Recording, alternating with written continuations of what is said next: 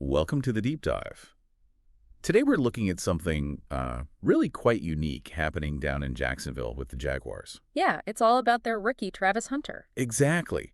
And it's not just that he was a super high draft pick, it's this whole attempt to see if a player can genuinely star on both sides of the ball in today's NFL. Right, as a wide receiver and a cornerback, it's a massive undertaking. So our goal here is to really get into the weeds, the potential, which is huge, but also the serious challenges he's facing.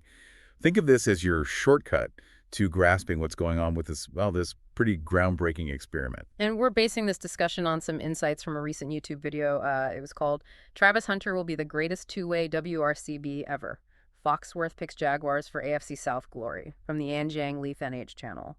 And the big question from that piece, and for us today, is really, can he do it? Can Hunter actually excel playing what the Jags are saying, maybe 70% of offensive snaps? 70%. While also being a key defender in the NFL. That's the core issue. Okay, so let's dive right into Hunter himself. Why all the excitement? The talent is obviously off the charts. What really jumped out from the source was this idea that his brain looks like he's processing so much faster. Yeah, especially on defense. It's like he sees things developing, almost knows the play beforehand. That's uncanny. It is, and that mental speed just seems to amplify his physical gifts. The source used this analogy like Peter Parker getting his Spider-Man powers. Yeah, I saw that. Just suddenly able to do things effortlessly that others struggle with. It speaks to this, innate athleticism combined with that super fast processing. And being the #2 overall pick, well, that tells you what the league thinks of his raw talent. No question. It's elite level talent. Okay, so offensively, the Jaguars are up front. They want him playing a lot. That 70% figure keeps coming up. Yes, 70% of offensive snaps. Which immediately raises the question, can he be their #1 receiver? Especially when they also drafted Brian Thomas Jr., another really talented guy. That's a key dynamic. How do those two fit? Right. Can they both be top targets? Well, if you look league-wide, it's pretty rare for a receiver drafted that high, top 2, top 3, not to be the immediate go-to guy. Jalen Waddle maybe being a slight exception given his situation. Good point. But the Jags offensive coordinator, Liam Cohen, he comes from Tampa Bay.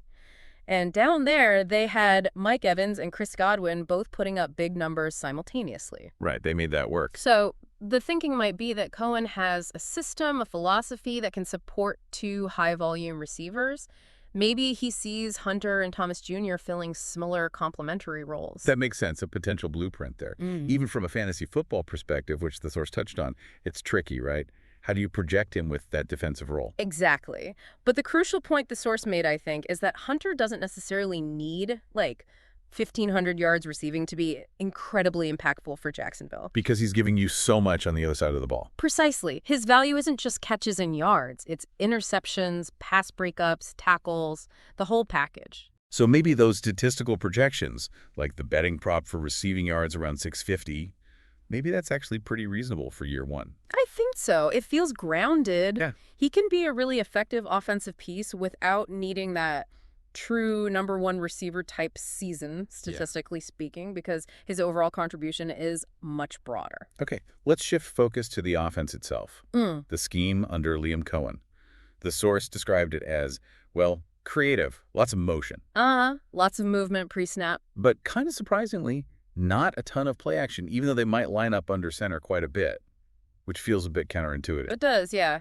Usually under center often correlates with more traditional play action looks. So what does less play action actually mean for a receiver like Hunter? Well, play action can simplify things sometimes. It holds linebackers, creates clearer throwing lanes, maybe easier reads.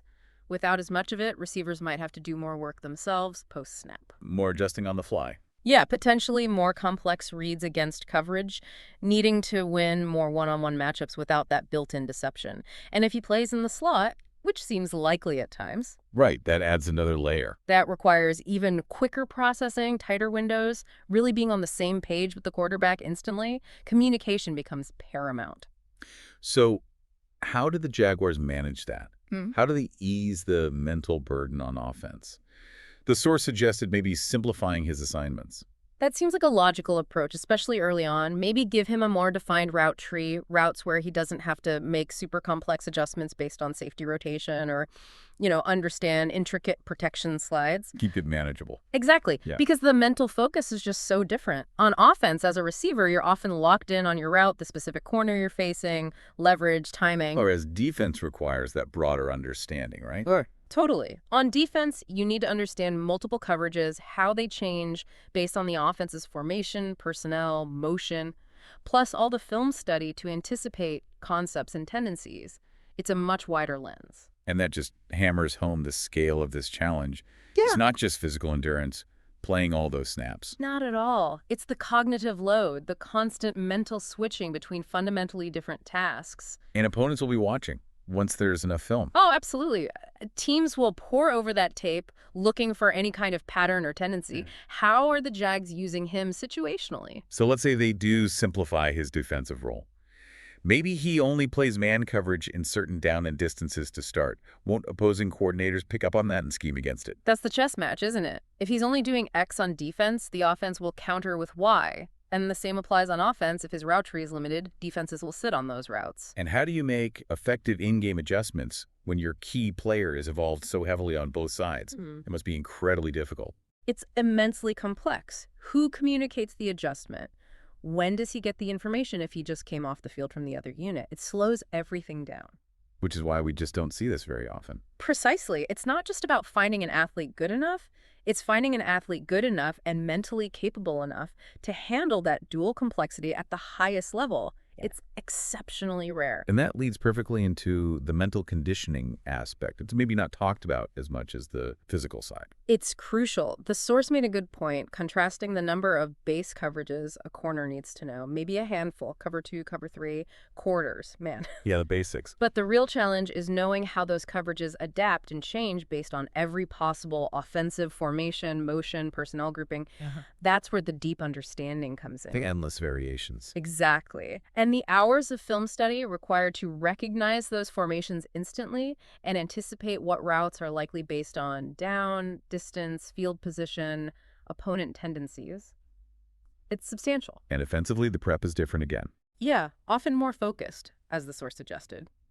Really drilling down on the specific techniques of the cornerback you'll face most often, mastering the timing and nuances of your routes against that player's tendencies. The defensive prep is inherently broader, needing to understand the whole offensive picture. Okay, so wrapping this up. Travis Hunter, clearly an immense talent. The Jaguars have big plans, wanting significant contributions on offense and defense. Yep, the intention is there. But as we've really dug into, the hurdles are just monumental. Balancing the physical toll with the huge mental demands of learning and executing 2 different playbooks at NFL speed. While opponents are actively game planning to exploit any weakness or pattern they can find, It's a constant battle on multiple fronts. it really does put into perspective why successful, high-volume two-way players are almost mythical in the modern NFL. It takes such a rare blend of gifts. Physicality, processing speed, adaptability, coaching, scheme fit. So many variables have to align perfectly. Which brings us to a final thought for you, the listener. Considering everything we've talked about, the physical strain, the mental gymnastics, the strategic counter moves from opponents, what do you think will ultimately be the biggest factor determining if Travis Hunter can pull this off?